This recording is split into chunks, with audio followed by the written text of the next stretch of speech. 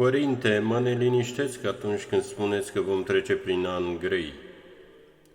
Să vă iubiți, să fiți unite, formate duhovnicește, să aveți bărbăție, să fiți un trup și să nu vă temeți de nimic.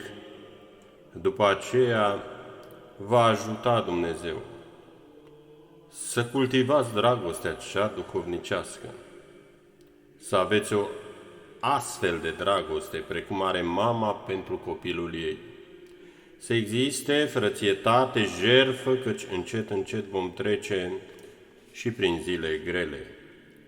Firește, noi monahii plecăm din lume și lăsăm cunoscuți și rude ca să intrăm în marea familie a lui Adam, a lui Dumnezeu. Mirenilor însă li se cere să aibă relații cu cunoscuți și rude care trăiesc duhovnicește ca să se folosească.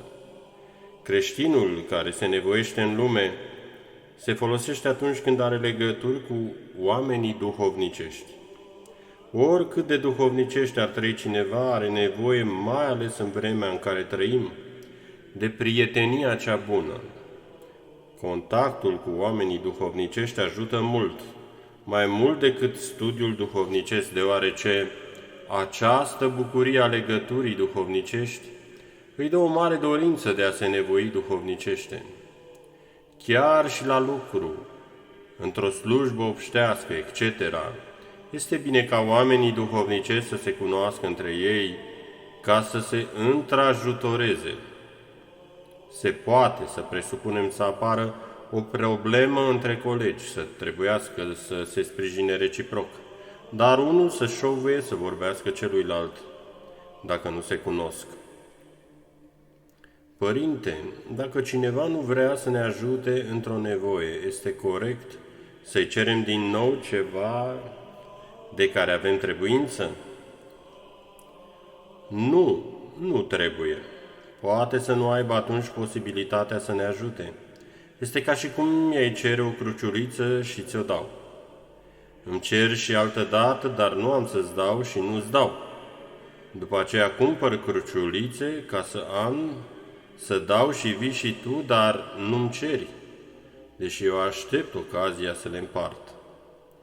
Astăzi oamenii trăiesc în același bloc și nu se cunosc între ei.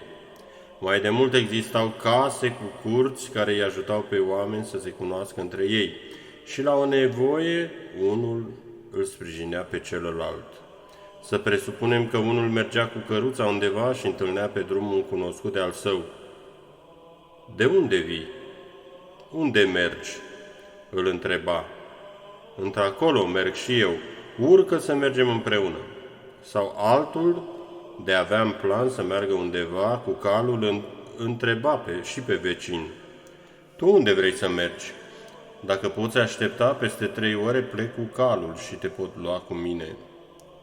Sau mâine voi pleca într-acolo. Hai la mine să dormi, ca să plecăm împreună foarte de dimineață. Se gândeau oamenii la celălalt și atunci, când puteau ajuta cu ceva, nu evitau să o facă. Aveau curiozitatea bună și întrebau ca să se ajute în toate cazurile. Aveau cunoscuți chiar și în alte sate. Părinte, ce ajută ca oamenii să se lege între ei duhovnicește? În zilele noastre, chiar de nu vor oamenii duhovnicești să se lege între ei, îi va sili diavolul să se lege.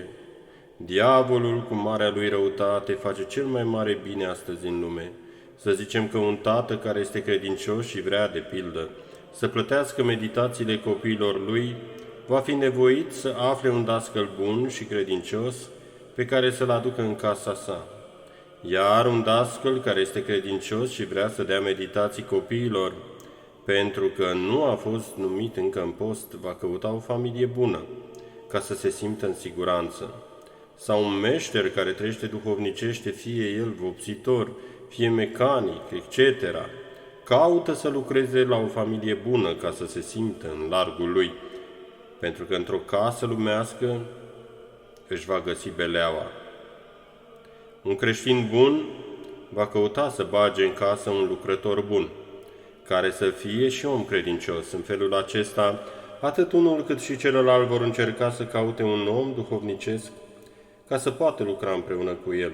Așadar, încet, încet se vor cunoaște între ei oamenii duhovnicești din toate meseriile și din toate ramurile. Diavolul, prin răutatea sa, face bine fără să vrea, căci desparte oile de capre.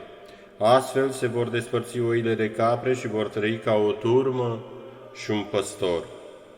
Iată, mai de mult satele aveau cioban și fiecare își dădea oile sau caprele ce le avea, unul 5, altul 10, și pășteau oile împreună cu caprele, pentru că atunci caprele erau blânde și nu le împungeau pe oi cu coarnele. Acum caprele s-au sălbăticit și lovesc urât oile lui Hristos. Iar oile caută păstor bun și turmă numai de oi. Pentru că așa cum a ajuns lumea, ea este numai pentru cei ce trăiesc în păcat. De aceea se vor despărți oamenii și se vor despărți oile de iezi. Cei care vor voi să trăiască o viață duhovnicească încet, încet, nu vor mai putea trăi în lumea aceasta. Vor căuta să afle pe cei asemenea lor, pe oamenii lui Dumnezeu, vor căuta duhovnic și se vor depărta și mai mult de păcat. Iar acest bine îl face acum diavolul cu răutatea lui, dar fără să vrea. Astfel vedem nu numai în orașe, ci și la sate, pe unii alergând la cântece și jocuri, trăind în nepăsare, iar pe alții alergând la priveghere, la paraclise, la întruniri duhovnicești. Acești oameni ajung să fie strâns legați între ei. În anii grei care vor să vină, se creează o frățietate foarte puternică.